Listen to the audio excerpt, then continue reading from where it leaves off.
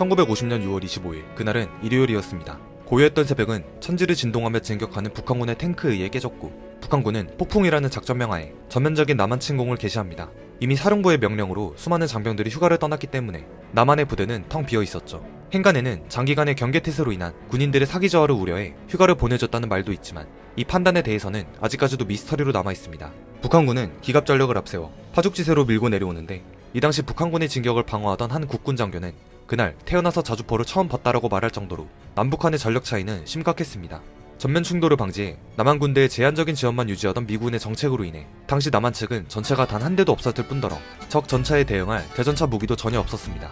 방어하는 국군은 겨우 가지고 있던 소형 로켓포로 몰려오는 북한군 탱크를 명중시켰지만 끄떡도 없었죠. 이런 기습적인 침공에 국군은 속수무책으로 밀릴 수밖에 없었습니다. 국방부는 대통령에게 북한군이 공격을 했으나 곧 격퇴될 것이니 염려할 건 없다라는 보고를 올렸으나, 경찰 정보는 이와 달리 예상 밖으로 적군의 힘이 강해 상황이 심각하다고 알렸으며, 이때 남한 정부는 북한의 기습 남침을 인식하게 됩니다. 그리고 당시 초대 주한 미국 대사로 지내고 있던 존 조지프 부초 대사와의 회담을 통해 현재 한국군에게 필요한 탄약, 소총 실탄 및 전투기 등을 지원할 것을 긴급 요청합니다. 막상 전쟁이 벌어지자 모든 걸 급하게 바꿔야 하는 상황. 남한 정부는 국무회의를 개최하여 우선 비상사태하에 라디오, 신문 등의 방법으로 법령을 공포할 수 있도록 하고, 공습에 대비하여 주요 기관과 산업시설 경비를 강화하도록 하였습니다. 6월 26일 북한군이 서울 코앞까지 왔지만 아직까지 미국의 지원이 없자 이승만은 메가더에게도 전화를 걸어 지원을 요청하였습니다. 메가더는 무스탕 전투기 10대, 105mm 곡사포 36문, 155mm 곡사포 36문, 그리고 바주카포를 긴급 지원하기로 약속해주게 됩니다. 한편 북한군의 전면 침공을 보고받은 미국의 트루먼 대통령은 유엔 안전보장이사회를 긴급 소집하여 북한의 무력 공격은 평화를 파괴하는 침략 행위라 선언하였습니다. 6월 28일 유엔 안보리는 회의 끝에 남한을 돕는다는 결정을 내림과 동시에 북한은 즉시 전투 행위를 중지하고 그 군대를 38선 이북으로 철퇴시킬 것을 요청하는 결의를 채택합니다. 곧이어 미국의 메가더 원수가 유엔군 총사령관에 임명되고 한반도에서의 군사 지휘권 또한 그에게 주어졌습니다.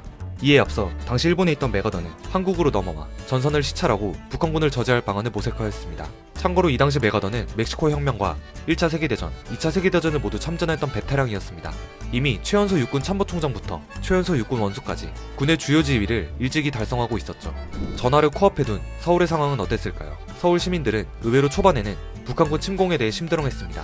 지난 1년간 38선 부근에서 크고 작은 국지전이 지속적으로 발생했기 때문에 이번에도 대수롭지 않게 여겼죠. 그러나 얼마 지나지 않아 서울 북쪽에서 피난민들이 물밀듯이 내려오고 그제서야 시민들은 동요하기 시작합니다. 이 당시 북한은 72시간 내에 서울 점령을 목표로 하였기 때문에 막강한 전력을 앞세워 무서운 기세로 남쪽을 내려오고 있었습니다. 26일 오후 1시경 북한군은 서울의 관문인 의정부를 함락시키고 서울 시내에서 불과 8km 떨어진 창동성까지 진출하며 서울 시내가 적의 야포 사정거리에 들어갔습니다.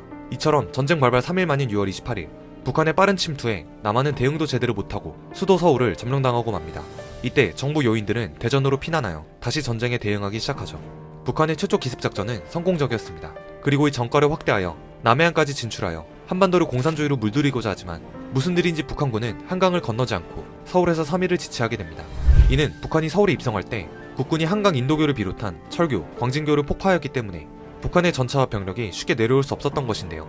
이들이 주춤한 틈을 타 국군은 빠르게 전쟁에 대응하기 시작했습니다. 우선 김웅일 장군이 한강 이남으로 철수한 부대들을 긁어모아 강북의 북한군과 대치하여 북한군의 진격을 약 일주일 지연시키는 데 성공합니다. 또한 춘천 일대 방어를 맡은 국군 6사단은 소양강을 끼고 치밀한 방어선을 구축해 북한군 정예 2사단의 맹렬한 공세를 버텨냅니다. 이는 6사단이 전쟁 전부터 북한군의 공격에 대비해 만반의 준비를 했기 때문인데요. 비록 압도적인 전력 차이로 인해 6사단 또한 춘천을 내주고 후퇴할 수밖에 없었지만 이들의 남하를 막아내면서 북한군은 남진계에게 차질이 생기게 됩니다. 한편 북한군에게 점령당한 서울에서는 그야말로 무자비한 인여막살의 참극이 벌어집니다. 북한군은 서울 시내 곳곳에서 국군 패잔병 및 공무원을 대상으로 피해 숙청을 자행하는데, 특히 한국군 장교들은 보이는 즉시 직결 처형을 했다고 합니다. 또한 이들은 서울대병원을 습격하여 만행을 저지르는 일명 서울대병원 학살 사건을 일으킵니다. 서울대병원 근처에는 이름 모를 자유전사의 비라 쓰인 이곳에서 벌어진 비극을 추념하는 시설물이 세워지게 되죠. 비슷한 시기 메가더 장군은 어마어마한 기세로 남하하는 북한군을 어떻게든 막아내야 했습니다. 그는 곧 일본에 주둔하고 있던 스미스 부대를 선봉으로 투입하는데, 이는 6.25 전쟁에서 미군의 첫 실전 투입이었습니다. 하지만 당시 일본 주둔 미군은 군비 삭감으로 인해 제대로 된 훈련이 되어 있지 않은 상황이었고, 스미스 부대 또한 병력이 540명밖에 되지 않아 북한군의 대규모 공세를 막기에는 턱없이 적은 병력이었죠. 그러나 메가더 장군은 북한군이 미군과 마주한다면 분명 주랭랑을 칠 것이라고 예상했습니다. 즉 겁을 주기 위한 작전의 일환이었습니다. 7월 5일 스미스 부대는 오산 근처 중미령에서 북한군 부대와 처음으로 맞붙게 됩니다. 하지만 북한군은 예상과 다르게 도망치지 않았으며 6시간 14분에 걸친 교전 끝에 스미스 부대를 그대로 격파하게 됩니다. 6.25 전쟁 발발 이후 첫 유엔군의 투입이었지만 참혹한 패배를 맛본 스미스 부대. 이 전투로 150여 명이 죽고 26명이 실종되는 엄청난 손실을 입었습니다. 이름도 모를 나라에서 큰 희생을 치룬 특수 임무부대였지만 이들의 희생으로 맥어더 장군은 중미령 전투 결과를 보고받고 비로소 북한군의 전력을 가늠하게 되었습니다. 무엇보다 북한군은 예기치 않았던 미군의 참전을 직접 보게 되자 전선을 재정비하는데 열흘이 넘는 시간을 소비해야 했습니다. 북한군이 서울을 지나 점점 내려오는 상황.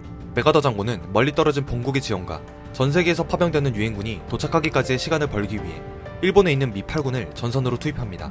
미 8군 사령관 월튼 워커 장군은 먼저 대구에 사령부를 설치하고 휘하 24사단장을 맡고 있는 딘 소장에게 지금 바로 사단을 이끌고 대전에서 북한군의 남하를 저지하라고 명령합니다.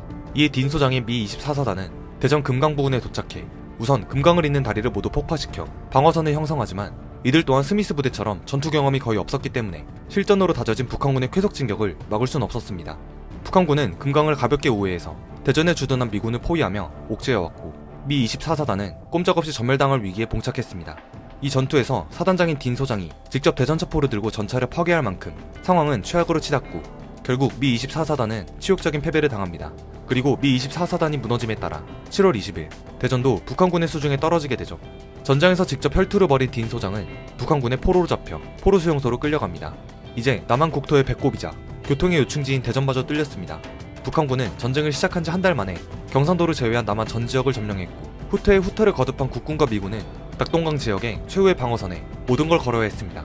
애초에 북한군은 김일성의 지시에 따라 1950년 8월 15일까지 부산을 점령해 전쟁을 종료한다는 목표를 세웠으며 6.25 남침 이후 국토의 90%를 북한군에게 빼앗겼기 때문에 낙동강이 뚫리면 이 전쟁은 끝이 난 것이나 다름이 없었습니다. 마지막 방어선이었던 낙동강 방어는 미 8군 사령관 월튼 워커 중장이 맡았으며 더 이상 물러날 수 없는 국군과 미군은 모든 병력을 집중해 낙동강 방어선 사수에 사활을 걸었습니다. 하지만 북한군은 대구 가까이 내려왔고 최종 방어선만을 남기게 되었습니다. 전선이 뚫리면 한반도가 붉은 물결로 물들어버릴 상황. 지상 전력은 여전히 북한군이 우세했지만 그나마 제해권과 제공권을 장악한 미군 함대와 공군기들이 북한군을 향해 포격과 폭격을 할 수 있게 되면서 방어 전력에 큰 힘이 되어줍니다. 그리고 수세에 밀리던 국군도 이제는 전선 근처에서 반격을 개시해 빼앗긴 진지를 탈환하는 성과를 올리기 시작합니다. 낙동강 전선 중 가장 치열했던 격전지는 바로 경상북도 칠곡에서 벌어진 다부동 전투였는데요. 이 지역은 대구로 들어가는 중요한 거점이었습니다. 다부동 지역의 방어로 맡은 부대는 바로 백선엽 장군이 지휘하는 국군 1사단. 때는 8월의 한여름이었고 대구 경북 지역은 너무나도 더웠습니다. 1사단 병사들은 무더위에 썩어가는 전우의 시체를 치울 틈도 없이 북한군의 맹렬한 공세를 막아냈고 결국 8월 29일 북한군의 공세로부터 다부동 지역을 사수하는 데 성공합니다. 이때의 전투가 얼마나 치열했는지 국군과 북한군의 시체가 뒤섞여 시체로만 언덕을 형성하고 그 시체 더미들 위에 포탄이 떨어져 시체의 살점이 하늘에 날아다녔을 정도로 끔찍했다고 합니다. 미 제8군은 8월 17일 미 제25사단 제27연대를 다부동으로 투입했고 8월 19일 미 제2사단 제23연대가 방어력을 보충해 연합작전을 펼칩니다. 미국이 국군의 작전 책임 지역에서 공동의 목표를 위해 긴밀히 협조하여 전투를 승리로 이끈 것이죠. 실질적으로 한국과 미국 간 최초의 연합작전이 이루어진 다부동 전투는 북한군의 8월 총공세를 저지하는 데 성공하며 양국군이 서로 신뢰감을 형성하는 계기가 되었습니다. 낙동강 전선에서의 피해는 북한군과 국군 모두 막심했습니다. 특히 치열한 소모전이 지속되면서 양측 모두 전선에서 싸울 병력이 부족해졌습니다. 이에 남한에서는 총을 들 수 있는 학생들부터 중년 남성들까지 참전하기 시작했는데 죽음이 이들 앞에 너무나도 가까이 있었지만 이들은 오직 나라를 지키겠다는 신념 하나로 목숨을 기꺼이 바쳤습니다. 낙동강 전선의 요충지인 다부동을 큰 희생을 감수하면서 지켜내면서 이제 북한군은 공세 종말점에 도달하였습니다. 이러한 희생과 결사적인 방어로 유엔군 투입까지 충분한 시간을 확보한 국군과 미군, 그리고 뜨거웠던 여름이 끝나가는 1950년 9월 15일 낙동강 방어의 성공과 함께 인천에서 북한군의 허를 찌르는 인천 상륙작전이 실시됩니다.